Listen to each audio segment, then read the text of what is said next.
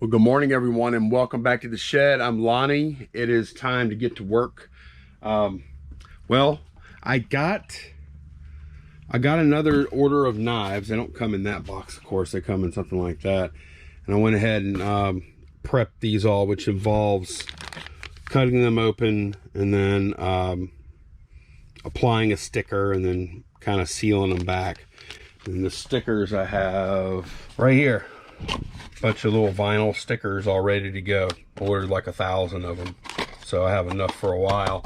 But I put these up for sale at like a little after 7 p.m. last night, and I got like 20, I think 21 or so packed right there.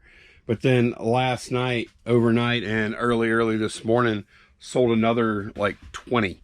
So first thing, I'm gonna get 20 more of these packed, and these will be sold out pretty quick. I think I've got like 30 more left. So that's what I'm gonna be doing first thing. Then I'm gonna pull a few orders, show y'all what's going out. The other thing, I had some tape come in. I was running low on tape. I actually ended up having to buy a little bit of that Duck brand tape, which isn't bad tape, but this is a better deal. Trying to remember what I paid for it. I think I'll link this stuff in my description. I'll check. But yeah, this is it.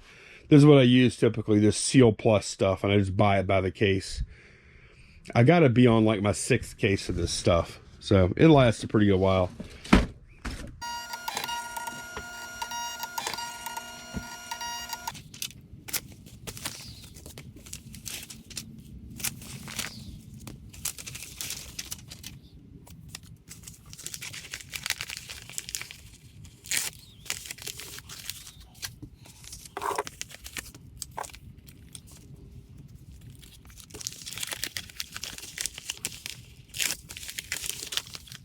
Okie dokie, knives are done, and I'll shut up about these knives for today.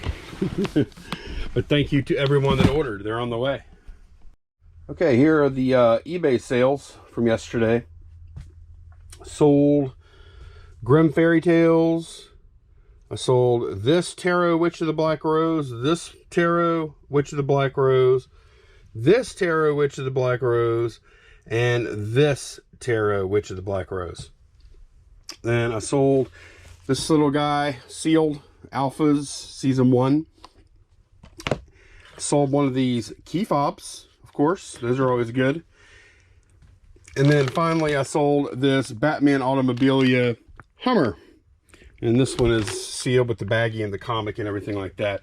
This is actually going out to a viewer named Amit. And I hope I'm saying that right. It's A-M-I-T. Thank you very much. I hope you enjoy the Batman Automobilia thing. I appreciate it.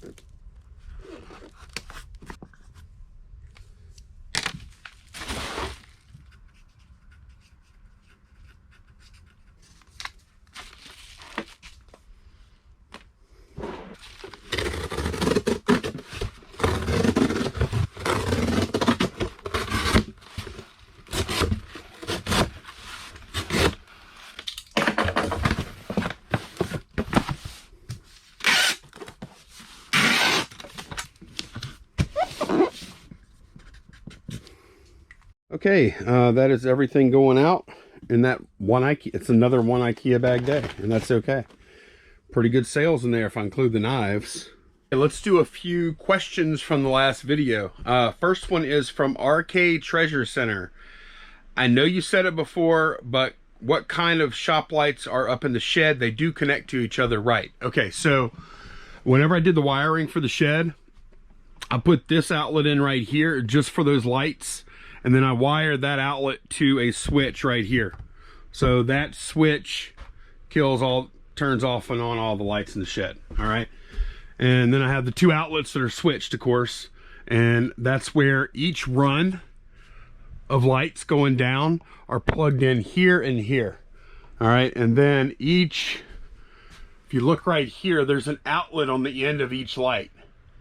And I believe by spec, you can plug in up to 3. You can have up to 4 daisy chained off of each other. That's the max. I think each one of these uses 30 watts. So if I have them all on, then, or was it 15 watts? I can't remember. But if I have them all on, then I'm using about 240 watts to light the shed up. But they're very bright, and they are LED tubes. They look like fluorescent, but they're LED, like daylight balance tubes. I love them. I think I spent about $200 on them.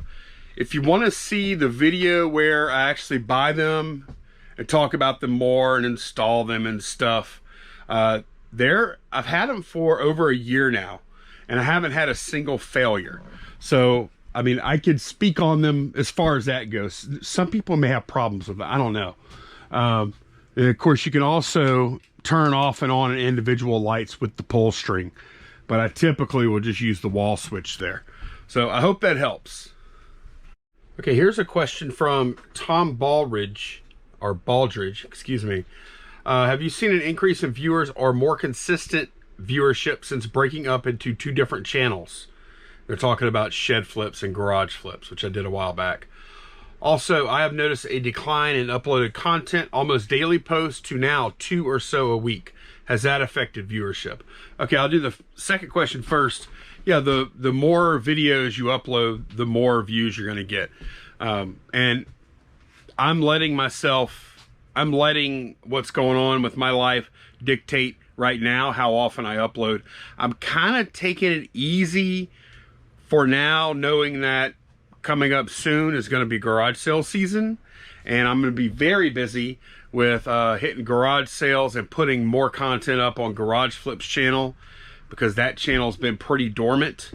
Now the other question was, have you seen an increase in viewers or more consistent viewership? I would say that I have seen an increase in viewership on these type of videos that happen in the shed since I moved them to the Shed Flips channel, which is kind of contrary to what most people would expect to happen. I don't know. It was an idea I had, and it worked out. I've got a lot less subs on this channel. I've got, what, I don't even know.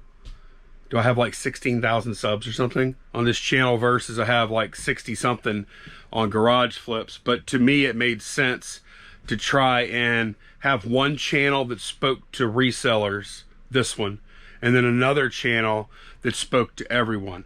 Because like it didn't make sense to me to like do a garage sale video that anybody could watch and enjoy, right? And then the next day do a video where I'm talking about bubble mailers or resizing a box or drop shippers, or it just doesn't, it's not the same audience, I don't think. So I wanted to take the chance, and I think it's paid off.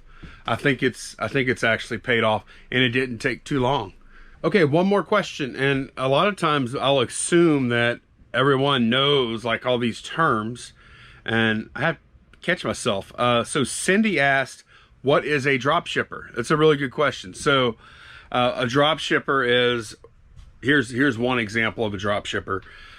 Someone sees that I have some toner on sale on eBay for $40, and then they see that it's selling on Amazon for $65, say, and they list toner on Amazon for $65. when it sells, they buy mine and use their customer on Amazon's address for me to ship to. And so therefore they'll make whatever difference there is between the 65 on Amazon, the 40 on eBay, and then whatever fees and stuff they incur. That'll be their profit. That's what I call getting drop shipped, is when I am the one selling it low, right? There are other ways you could do it too. Like some people do it with buying something on Walmart or HomeDepot.com or whatever, and they'll use those places to fulfill orders as they sell it, and any markup they put on it is their profit. So it's risky, and in some cases it's against terms of service. It's not something I do, but some people do it, and I think some people make pretty decent money with it. Not something I'm interested in doing, but that's what drop shipping is. All right, that's going to be it for today. Thank you all so much for joining me for another video. I will see y'all again soon. Take care, guys. Bye-bye.